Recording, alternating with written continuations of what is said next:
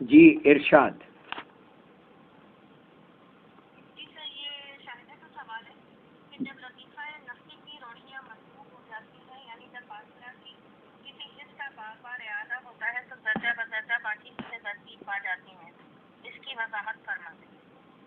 ये जो इस्तिलाहात है ना, लतीफ़ा नफ्सी की रोशनियां मजरूब हो जाती हैं, देखें ये सारे जहन के दर्जे हैं। Okay sir. जहन के दर्जों को, जो सबसे निचला दर्जा है उसको लतीफ़ा नफ्सी कहा गया है। जी जी सर।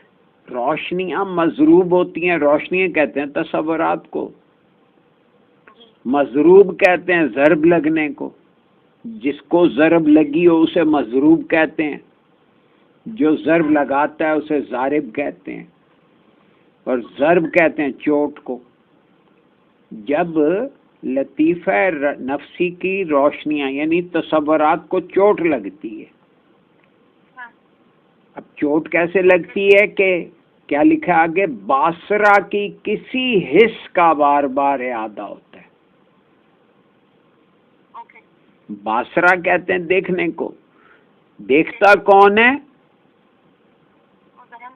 ज़हन। तो गोया ज़हन जब इस हिस्स का इआदा करता है यानी तकरार करता है, तो क्या होता है, दर्जा ब दर्जा बाकी हिस्से तरतीब पा जाती हैं। यानी जब आप देखते हैं तो उसके बाद समात ज़ेरे बहस आती है, शामा ज़ेरे बहस आता है, जायका ज़ेरे बहस आता है, नातका ज़ेरे बहस आता है, या लामसा ज़ेरे बहस आता है। यानी ये सारी टर्मिनोलॉजी का मतलब क्या हुआ कि जब आपके अंदर इनर सेल्फ में तवज्जो किसी तसव्वुर पे चोट लगाती है, जब तवज्जो मरकूज होती है तभी वो पेनिट्रेट करेगी ना। जूं जूं तवज्जो पेनिट्रेट कर रही है, ज़रब लगा रही है, तो हिस्सियात तरतीब पाती जाती हैं। क्या कहा, इस तरतीब का दारो मदार लतीफ़ा नफ्सी की रोशनियों के ज्यादा से ज्यादा हो जाने में है। यानी जितनी तवज्जो होगी, जितना ध्यान होगा, जितनी फोकसिंग होगी, जितनी कंसंट्रेशन होगी। ठीक है जी। अगला सवाल है कि बासरा और शहूद नफ्सी की वजाहत जो हजूर कलंदर बाबा औलिया ने फरमाई है, क्या हम बासरा की सलाहियत को ज़हनी या फिक्री परवाज के झेल में समझ सकते हैं? क्योंकि देखने का मैकेनिज्म यही समझ में आया कि हम अंदर देखते हैं। अंदर देखना ज़हन में देखना ही हुआ, ज़हन का देखना अंदर हुआ। ये ज़हन में देखना क्या हुआ? नहीं, ज़हन का देखना हुआ। सही हो गया। अब शहूद नफ्सी की वजाहत फरमा दीजिए। शहूद नफ्सी, शहूद कहते हैं मुशाहिदे को, देखने को, देखने की सलाहियत का नाम शहूद रखा। यानी ये सब क्या है? टर्मिनोलॉजी। आप कोशिश करें कि टर्मिनोलॉजी से ऊपर उठ जाएं। जब आप ये टर्मिनोलॉजी को देखें ना, अब लफ्ज़ ज़हन इस्तेमाल किया, तवज्जो इस्तेमाल किया, तो बात कितनी समझ में आ रही है? आसान नहीं हो गई, मावरियत का धुंध छुट गई। मावरायत जो थी उसका बाजा बजा हुआ है। ये सारों से बड़ा जाल जो है वो मावरायत है।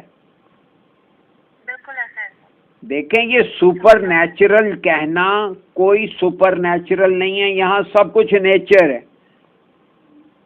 Yes sir. आप जितना समझे, वो नेचर के जिस दर्जे पे समझे, आप सबसे निचले दर्जे पे समझे तो ये उस निचले दर्जे से ऊपर का दर्जा सुपर कहलाया,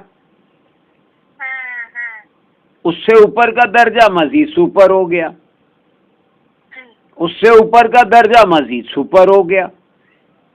यस सर। तो ये सुपर नेचुरल का बाजा बजाना बंद कर दें। बिल्कुल सही हो गया सर। जब हम सुपर नेचुरल के चक्कर से निकल जाएंगे, आप मरूब होना छोड़ देंगे। बिल्कुल ऐसा है सर। जब आपकी मरूबियत खत्म हो जाएगी, आप अल्लाह के साथ कनेक्ट हो जाएंगे, क्योंकि आपको सिर्फ अल्लाह से मरूब होना है। बिल्कुल ऐसा है सर। अगर आप अल्लाह के सिस्टम से मरूब हो गए तो सिस्टम कुचल के रख देगा आपको। सही हो गया सर। अगर आप किसी से मरूब हो गए तो इसका मतलब है कि आपका जहन उसके सामने पसमानदा हो गया। ऐसा है सर जी। अब यहाँ पे क्या हो रहा है कि जिसने अब्बा के साथ हाथ मिलाया वो खुद को चैंपियन समझ रहा है। जिसने हजूर कलंदर बाबा औलिया को ख्वाब में देख लिया वो कहता है कि मैं ही वलीउल्लाह हूँ। जिसने हजूर अलैहिस्सलाम की झलक अपने ख्यालात में, अपने तसव्वुरात में या अपने ख्वाब में देख ली, वो सुबह उठ के तो विलायत का ऐलान कर देता है। और आप और हम इस मैकेनिज्म को चूंकि नहीं समझते, लिहाजा हम आगे से हार लेके उसके गले में डाल के उसके कदमों में सर रख के पीछा ऊंचा करके बैठ जाते हैं। तो ये जो अप्रोच है मरूबियत की, ये दूसरों को मजबूर करती है ख्वाहिश इक़्तिदार की। ये ख्वाहिश इक़्तिदार क्या है? दूसरे को मरूब करने की आरज़ू। तो जब आप अल्लाह से मरूब हो गए तो ना आप अल्लाह के सिस्टम से मरूब होंगे, ना आप अल्लाह की सिफात से मरूब होंगे, ना उन सिफात की रिफ्लेक्शन यानी लोगों की सलाहियतों से मरूब होंगे। ये है मावरायत के जाल को तोड़ने का आसान तरीका। बहुत अच्छा है सर, बहुत क्लियर होता है। तो बिल्कुल ही अलग से समझ सारी बात, बहुत ही अच्छा हो गया सर, थैंक यू। देखे ना, ये टर्मिनोलॉजी पहले तो इसलिए बरती गई कि भाई बात जो है वो अपने एक मखसूस हल्के में रहे। क्यों कि अक्सरियत जाहिल है, और जहालत ये करती है कि जहां कोई बात उसके मफाद की ना हो तो चालाक और होशियार लोग ऐसे लोगों को सफ़ाए हस्ती से मिटा देते हैं, चाहे वो अंबिया कराम थे, चाहे मंसूर हल्लाज था, चाहे बाबा बुल्ले शाह था। जिस किसी ने खरी बात कही वो लोगों के, इन छोटे लोगों के, इन ख्वाहिश इक़्तिदार रखने वाले लोगों के मफादात के खिलाफ होती है, लिहाजा वो उसको कत्ल करवा देते हैं। देखे ना, पहले क्या होता है कि वो उसके खिलाफ मुहिम चलवाते हैं, उसको बुरा कहते हैं क्योंकि वो उसे खुद बुरा समझते हैं, क्योंकि उनको पता है कि ये हमारे इक़्तिदार के लिए खतरा है, ये हमसे मरूब नहीं हो रहा। जी जी, सही कह रहे हैं। बादशाहों ने फकीर को हमेशा सजा दी, कत्ल किया, जूते मारे, कोड़े मारे, हाथ नोचवा दिए। क्यों? और जब खुद जरूरत होती थी तो अकबर बादशाह नंगे पांव चल के शेख सलीम चिश्ती के पास गया जी सर। कि जी बेटा चाहिए। आगे से शेख सलीम चिश्ती ने कहा बीवी को भेज दो, दे दूंगा।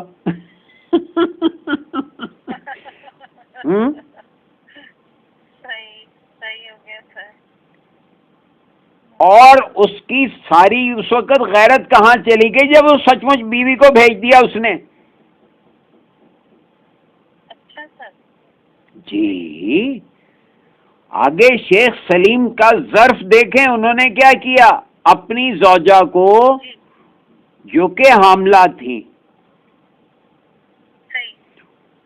उसके साथ बिठाया। शेख अकबर की बीवी के, अपना शेख अकबर कह गया, अकबर बादशाह की बीवी के साथ इस तरह बिठाया कि दोनों की कमरें आपस में जोड़ दी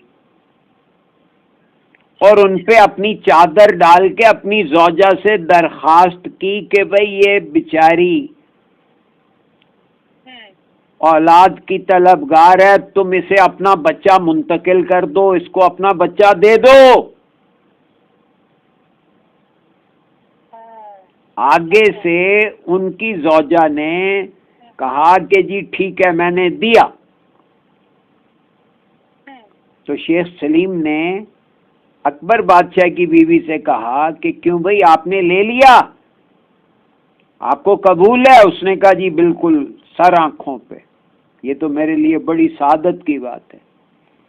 और उन्होंने तसर्रफ किया और वो जो रोशनियां थी, जो बच्चा बन रहा था, वो एक रहम से दूसरे रहम में मुंतकिल कर दिया। और ये शहजादा सलीम का नाम उन्हीं के नाम पे रखा गया।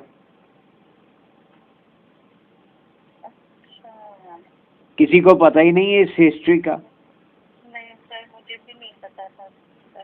आप अंदाजा करें कि अब ये सुपर नेचुरल है। आम लोग इसे सुपर नेचुरल कहेंगे, लेकिन this was all according to nature. एक बंदा जो नेचर के साथ इस दर्जे सिंक्रोनाइज था कि नेचर उसकी पाबंद थी। कलंदर बाबोलिया ने किताब मकतूबे ग्रामी में क्या लिखा है कि लोहे महफूज से एक नूर आता है और नूर फैलता है, जी जी सर। और वो नूर की शुआएं क्या करती हैं, कायनात के जर्रे जर्रे के लिए काम करती हैं और उस बंदे के मफादात का तहफ़्फ़ुज़ करती हैं जिसने उनके साथ इर्तिबात कायम किया होता है। जी जी जी सर। अगर वो कहे दिन तो उन्हें दिन पैदा करना पड़ता है, अगर वो कहे रात तो उनको रात नाफिज करनी पड़ती है। लिखा है या नहीं? जी जी सर। तो ये सुपर नेचुरल क्या हुआ फिर? ये नेचर का वो दर्जा है जिससे आम आदमी नावाकिफ है। जी सर। तो नावाकफियत का नाम है मारूबियत, नावाकफियत का नाम है जहालत। जी सर। माफी चाहता हूँ, जरा वो दूसरी तरफ निकल गई बात कि असल में ये सारा कुछ जहन कर रहा है। हाँ जी जी सर, यही आ रहा था सर, मैं इसी तरह से जहन की तरफ ही जा रही थी तरफ। हजूर कलंदर बाबोलिया ने पहले तो ये सारी टर्मिनोलॉजी को इस तरीके से इस्त्री किया कि ये आपके ज़हनों से मावरायत को खुरच के बाहर फेंक दिया। लेकिन हमारे यहाँ किसी ने इस तरफ तवज्जो नहीं दी और उल्टा बाबे को ही मावरायत का सिंबल करार दे दिया। सही कह रहे हैं सर, ऐसी है। वही बात है ना कि बुद्धा ने कहा कि अपने अंदर उतर जाओ, हमने सबसे ज्यादा बोती बुद्धा के बना दिए। हाँ या नहीं? सही कह रहे हैं सर, ऐसे ही है। तो ये है इंसान के शऊरी निजाम, बल्कि शैतानी निजाम का ड्रामा। सही कह रहे हैं सर। जी नेक्स्ट। सर मैं एक बात पूछना चाह रही थी सर, ये इस्तिलाहात को लेके कि अब इस्तिलाहात अल्हम्दुलिल्लाह काफ़ी हद तक जो है वो उनके सब समझ में आते हैं, लेकिन सर जिस वक्त हम जैसे मैं पढ़ रही हूँ या उसको लिख रही होती हूँ, अब उसको उस तरह से जब कनेक्ट करने की बात आती है ना तो सर करती हूँ, लेकिन वो उसमें थोड़ा सा डर यूँ लगता है कहते हुए कि कहीं ये कोई अपनी इख्तिरा ना हो या ये कोई खिचड़ी ना। भाई आपको अपनी इख्तरात करने की जरूरत क्या है? देखे ना, जब आपको कहा कि रूह आज़म, रूह इंसानी, रूह हैवानी, क्या कहा? ये इल्म, फिक्र और अमल के दर्जे हैं। अमल के दर्जे सारी आपकी मावरायत छुप हो गई कि नहीं? बिल्कुल हो गई सर, बिल्कुल। भाई इल्म, फिक्र और अमल। हाँ जी सर। अब इल्म के लिए आप बजाय जब भी रूह आज़म पढ़ें तो इल्म को देखें, ज़हन में लाएं। आप साबिता कहें तो आपके ज़हन में इल्म आना चाहिए। आना चाहिए, बिल्कुल आता है सर। जब आप अयान कहें तो आपके जहन में जहन आना चाहिए, फिक्र आनी चाहिए, सोच आनी चाहिए। जी सर, जी सर, जी। जब आप जवैया कहें, रूह हैवानी कहें तो आपके जहन में अमल, फंक्शनैलिटीज, जी जी जी सर, वो क्यों नहीं आती? सही कह रहे हैं सर, आती है। देखे ना, ये लिंकअप मैंने किया कि कलंदर बाबोलिया ने किया? सर बिल्कुल उन्होंने किया। उन्होंने क्यों किया? क्योंकि हजूर अलैहिस्सलाम की तालीमात को एक मौलवी साहब ने और दूसरे हमारे सूफिया कराम ने हाँ जी जी सर। लपेट के बांस पे चढ़ा दिया ऊपर, मावरायत के चक्कर में। हाँ सही कह रहे हैं, जी सर। बहरहाल ये जब लोग मावरायत का चक्कर चलाएं, फौरन समझ जाएं कि ये ख्वाहिश इक़्तिदार का ड्रामा है और कुछ नहीं है। ये बंदा अल्लाह की बात नहीं मानना चाहता, ये लोगों से अपनी मनवाना चाहता है। कितना आसान यार्ड स्टिक आ गया आपके हाथ में। बिल्कुल आ गया सर, सीधी सी बात है, आप अल्लाह के बंदे हैं। जी सर। आपको अल्लाह के अलावा किसी से मरूब होना चाहिए? बिल्कुल नहीं होना चाहिए सर। तो अगर कोई बंदा किसी से मरूब हुआ तो क्या मतलब हुआ? कि वो काफिर है। जी सर, वो फिर अल्लाह का बंदा ही नहीं हुआ। जी सर, सही हो गया। सही हो गया सर। हजूर मुर्शिद करीम ने मुझसे कहा कि मैं कलंदर बाबा औलिया से मिलने के बाद कभी किसी से मरूब नहीं हुआ। नहीं हुआ, जी सर। तो हमारी तो ये सआदत है कि हम दोनों से मिल चुके। जी सर। कलंदर बाबा औलिया की किताब पढ़ रहे हैं और मुर्शिद करीम को मतलब है कि अपने रूबरू देख चुके, मुलाकात कर चुके। अब हमें किसी से मरूब होने की कोशिश नहीं करनी। नहीं कर। उन्होंने हमें मरूब करने की कोई काविश की नहीं सर।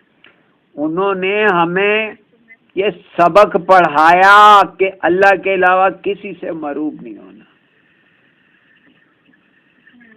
और अल्लाह का नाम लेके किसी को मरूब करने की काविश करना सिवाय शैतानत के और कुछ नहीं है।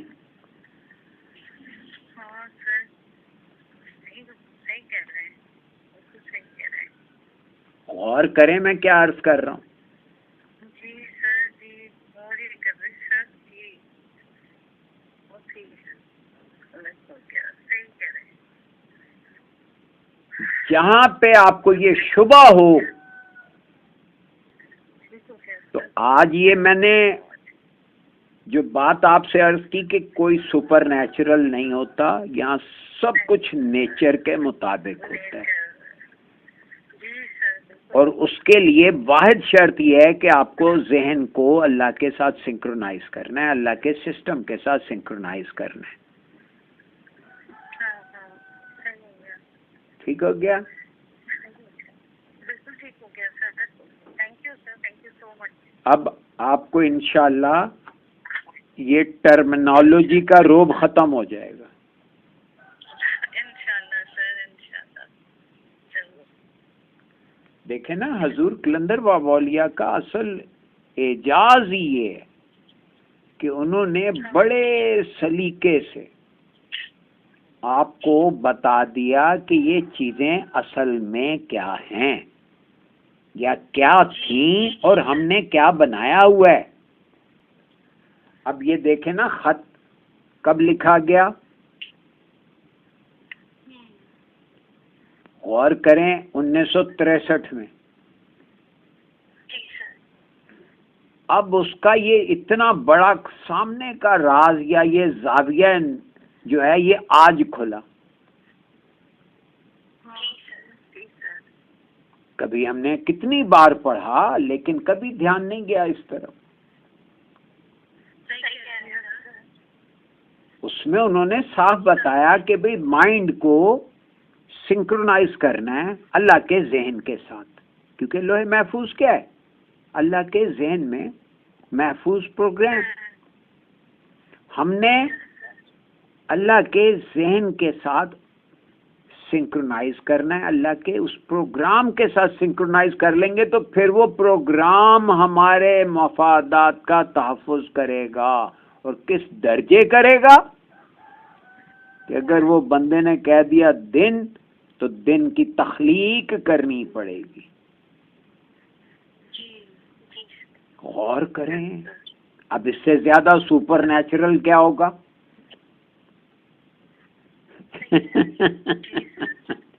हैं? जो चूरन बेचे उसे कह दिन दिन तख्लीक करके दिखाओ, अगर रात के वक्त उससे बात हो रही हो।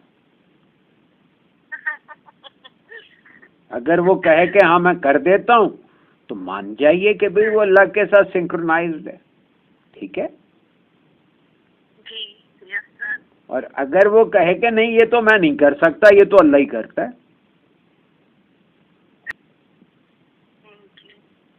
सर यहाँ बासरा और शोध नफ्सी के सतह पर है। यूँ कहना चाहिए कि तमाम कायनात एक दायरा है और दायरा नफ्स लतीफ़ा नफ्सी की रोशनी एक चिराग है। एक चिराग की लो का नाम बासरा है। जहाँ इस चिराग की लो का अक्स पड़ता है, वहाँ इर्द गिर्द और कुर्ब जवार को चिराग की लो देख देती है। इस चिराग की लो में जिस कदर रोशनियाँ हैं, इनमें दर्जा बंदी और तनव्वु पाया जाता है। कहीं लो की रोशनी बहुत हल्की, कहीं तेज और कहीं बहुत तेज पड़ती है। जी जी। जिन चीजों पर लो की रोशनी बहुत हल्की पड़ती है, हमारे जहन में इन चीजों का तवाहम पैदा होता है। यानी कि ये वहमा, ख्याल, तसव्वुर और एहसास के दर्जे बता दिए। जी सर, इसी पर ही तवज्जो जा रही थी। बिल्कुल, मैंने खुलासा ही कर दिया कि जो आपका जहन है वो एक चिराग की मानिंद है। जहाँ उसकी रोशनी हल्की पड़ रही है वो वहमा है, जहाँ जरा तेज हो गई वो ख्याल बन गया, जहाँ और तेज पड़ी। ये बात क्या कही? तवज्जो।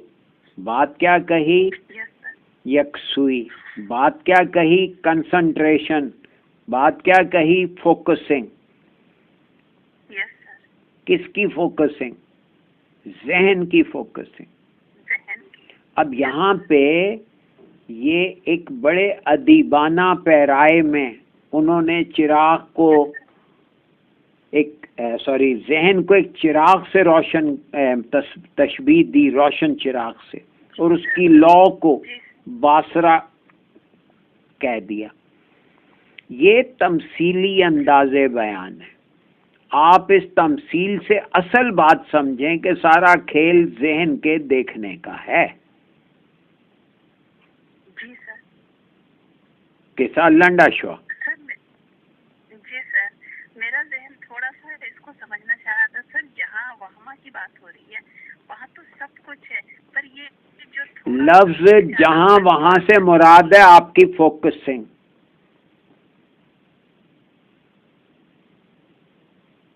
जी।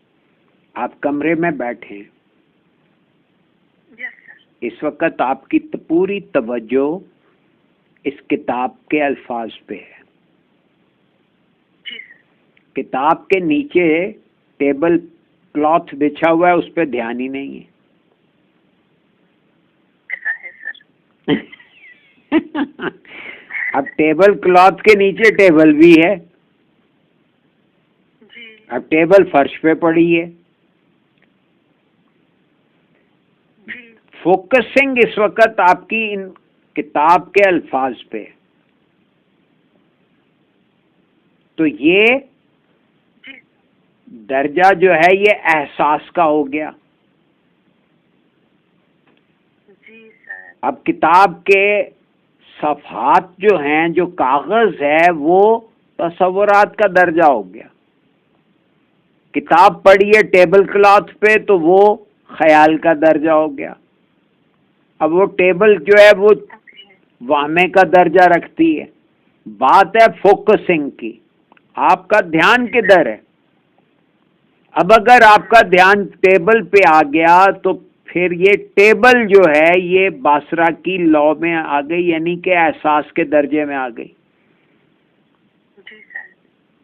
सामने की मिसाल है हर वक्त की। जी सर। जी सर। बात सारी क्या हुई? वो जो एक जुमला मैंने कहा, सारा खेल फोकसिंग का है, यस सर। सारा खेल तवज्जो का है, सारा खेल फोकसिंग का है, तवज्जो के इर्तकाज का है। बेशक सर, ऐसा ही है।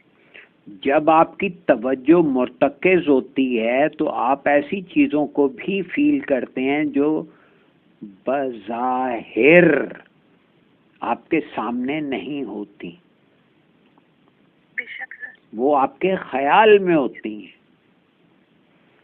अब आपके ख्याल में अल्लाह भी है, जन्नत भी है, दोज़ख भी है, खुशी भी है और गमी भी है।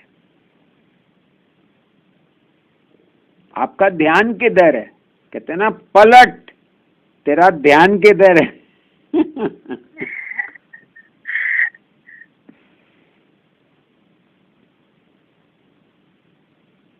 Yes sir. ठीक हो गया? आला हो गया। सारा खेल आला हो गया। फकत जहन का है। और जहन क्या है? ये वो एजेंसी है जो एक तरफ रूह से इंस्पायरेशंस ले रही है और दूसरी तरफ बॉडी के जरिए उनको अफ़ाल में तब्दील कर रही है। Yes sir. फेलियतें, आमाल, ज़हन को उन्होंने चिराग से तशबीह दी और उसकी लौ की रोशनी कहीं हल्की, कहीं बहुत हल्की, कहीं तेज, कहीं बहुत तेज कह के आपको वहमा, ख्याल, तसव्वुर और एहसास के दर्जे बता दिए। और अल्लाह रब्बे करीम का शुक्रगुजार हूँ कि जिसने ये हम सब के लिए एक इनाम के तौर पे अपना एक नुक्ता वाज़े किया। ये सवाल है मेरा कि इसमें लिखा है ना, साहिबाने शुहूद ने शुहूद के गाँव में मिरासो जवैया की तमाम उनके में देखने पर महसूस किया। तो सर शुहूद तो रूह की एक सलाहियत है जो वहम, ख्याल को या तस्वीर को निगाह करता है। तो शऊर की सलाहियत तो हर फर्द में किसी न किसी दर्जे में मौजूद है। तो जो हर किसी में पूरी तरह मौजूद हैं, किसी न किसी दर्जे पे नहीं। वो आगे तवज्जो नहीं देता तो वो किसी न किसी दर्जे पे मौजूद हैं कह रहे। आप पहले तो ये तस्लीम करें कि अल्लाह ने सारी सलाहियतें बड़ी ईमानदारी से, अल्लाह से बढ़कर कोई ईमानदार नहीं है, अल्लाह ने सारी सलाहियतें सबको मुंतकिल की हैं, अता की हैं। सही। आगे ये बंदों का पंगा है कि वो मसलहतन मजबूरन जी। नहीं इस्तेमाल करते। They have got their own reasons. सबसे बड़ा रीजन क्या है कि वो शैतान के पुजारी बने हुए हैं, सही। अल्लाह के पुजारी नहीं है। अल्लाह की बात को समझने पे राजी ही नहीं हैं। जी सर। सबसे बड़ी वजह यह है कि हम लोगों के कहने में चल रहे हैं। सबसे बड़ी वजह यह है कि हम अल्लाह के कहने पे नहीं चल रहे, अल्लाह के कहे को समझने की काविश ही नहीं कर रहे। सबको दो आंखें दी हैं, जी। सबको दो कान भी दिए हैं। जी सर। आप अपनी हिस्से समाज से काम नहीं ले रहे और ये कह रहे हैं जी सबके अंदर कुछ ना कुछ सलाहियत रखी है सुनने की। तो मखसूसा को चिढ़ जाती है कि यार ये क्या कह रहे। भाई सबके अंदर सब सलाहियतें पूरी तरह रखी गई हैं, वो इस्तेमाल नहीं करना चाहता। इस्तेमाल न करने के लिए सबसे बड़ा बहाना क्या है जी, ये बड़ी मुश्किल है। मुश्किल क्या है कि आप क्या कह रहे हैं कि भाई मैं जोर नहीं लगाऊंगा, मैंने काविश नहीं करनी।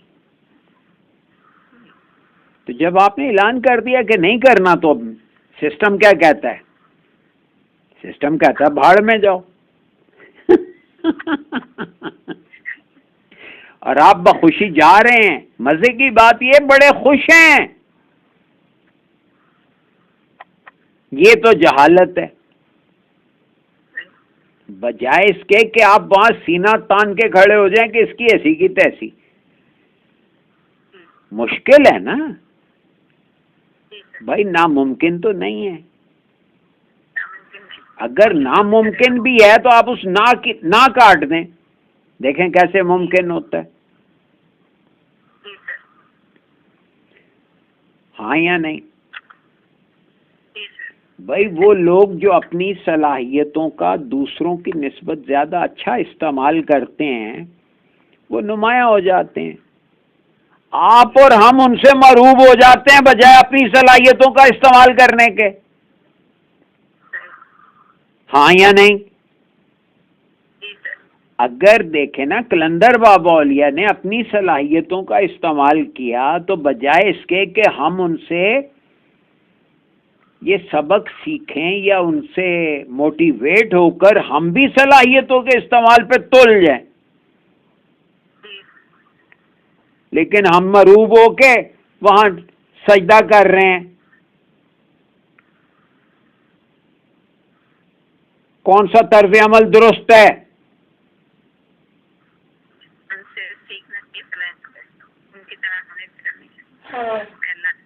अल्लाह ने करम किया, एक बंदे को हमारे सामने लाया जिसने सलाहियतों को इस्तेमाल करके दिखाया। वो आगे से शरह कर रहा है कि भाई शहूद की सलाहियतों को कैसे एक्टिवेट करना है, कैसे मजबूर करना है उनको। लफ्ज है ना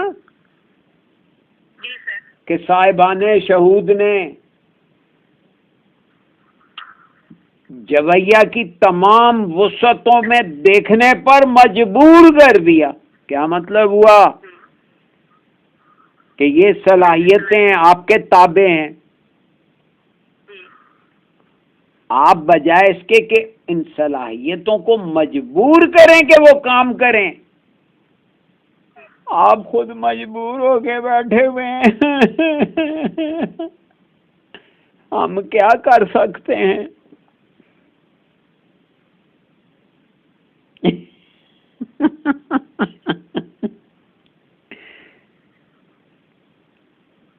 ठीक हो गया? अप्रोच का फर्क है।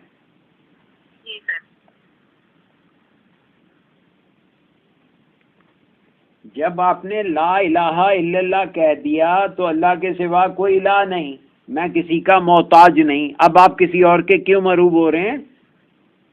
ये इस लफ्ज पे गौर कीजिएगा जी। सारा खेल मतलब इस मरूबियत का है। अब बाज आ जाएं बिल्कुल जी, इरशाद।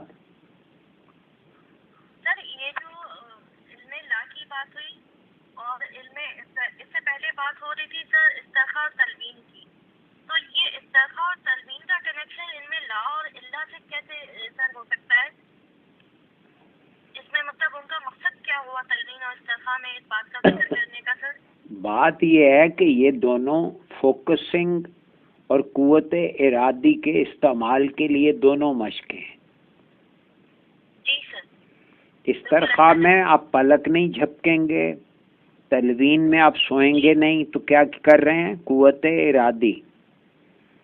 बिल्कुल कुव्वते इरादी का इस्तेमाल कर रहे हैं। जी सर। ठीक हो गया? जब कुव्वते इरादी का इस्तेमाल करेंगे तो क्या करना है, किस लिए करना है? कुव्वते इरादी बढ़ा ली, हाँ, तो क्या करें? आप कोठे पे चढ़ जाएं? ओ भाई, कोठे पे नहीं चढ़ना। अब आपने जो जानते हैं उससे आगे गुजरना है। हाँ, गुजरना है सर। बस इसको ला कहते हैं और उसको इल्ला कहते हैं। जो जानते हैं उससे बाज आ जाएं, हाँ, ये ला हो गया। ये ला हो गया। Yes sir. और ये कुव्वते इरादी के बगैर होता नहीं। ओके, सही। और इल्ला का मतलब है जानना, वो भी कुव्वते इरादी के बगैर नहीं होता, फोकसिंग के बगैर नहीं होगा।